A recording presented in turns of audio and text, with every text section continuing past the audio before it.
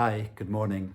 I'm Malc Morgan, and today's Moravian reading is taken from 1 Corinthians chapter 12, verse 27 onwards through to chapter 13 to verse 7.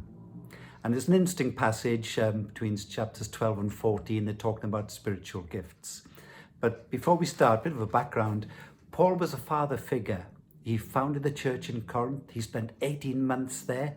I think by the end of the 18 months, he had a church of about 100, 150 people meeting in different homes. And he wrote at least 4 letters to the church, but only 2 have remained. And so 1 Corinthians is really a church manual on church leadership, how to run church, what to do in church, and what not to do in church.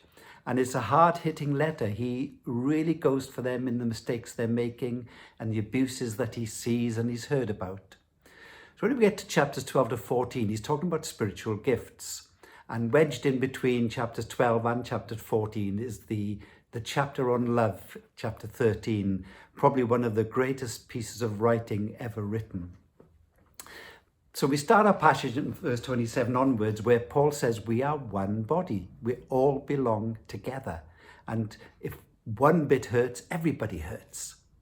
Then he asks some rhetorical questions, about the spiritual gifts, because they were in operation in the church, really being used in the church in Corinth. But he says, is everybody an apostle? Is everybody a prophet?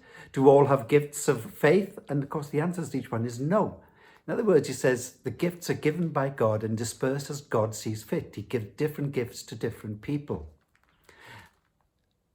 But he's attacking them because basically people are using those gifts to build positions of power and positions of authority. They were abusing the gifts, trying to gain power. And then chapter 13 starts, and what an amazing chapter it is. And basically starts by saying, you can be an apostle. You can be the greatest prophet.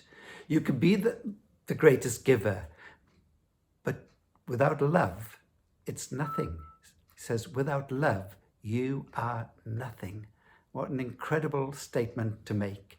He says you can even die for your faith, give everything to the poor, but you gain nothing if you don't have love. And then he goes on to describe what love is and what it isn't. And I just want to read out some of these characteristics. He says in chapter 13 and verse 4, love is patient, love is kind. It doesn't envy, it doesn't boast, it's not proud, it's not rude, it's not self-seeking, it's not easily angered, it keeps no record of wrongs. Love does not delight in evil, but rejoices with the truth. It always protects, always trusts, always hopes, always perseveres. And he was saying that this is the hallmark of a good church, where you love each other. And as I was reading the passage, I couldn't help thinking about how the world viewed Mother Teresa. They saw her sacrificial giving, her looking after the poor, how she didn't want anything for herself, but gave everything and did everything to help the poor. And I contrasted to how they often view some of the mega church leaders today with the greed of money and power and suits and all the rest of it. And the contrast is huge. And believe it or not, the world does judge us. It looks at how we operate, how we look after one another, how we treat each other, and how we treat the world. And here is Paul saying, guys, if you want to be authentic, you must love one another. You must support and encourage one another, trust each other. You must prefer each other. In other words, I want the best for you, even if it means it's not the best for me. And that sort of giving, do we see it in the church these days? Paul is really hard on the church in Corinth because he sees the abuse of power.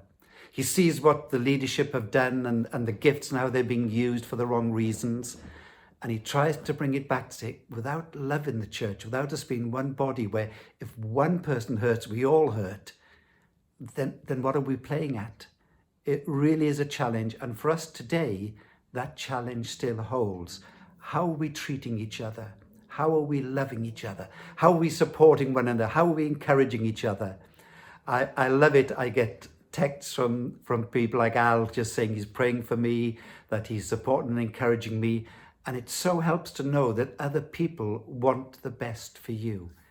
And the hallmark of a church must be where we want the best for each other and the best for both inside and outside the church. And I see how the world looks at things like our food markets, but how we give away food. And just one small piece of work where the world can see us serving each other and serving the world.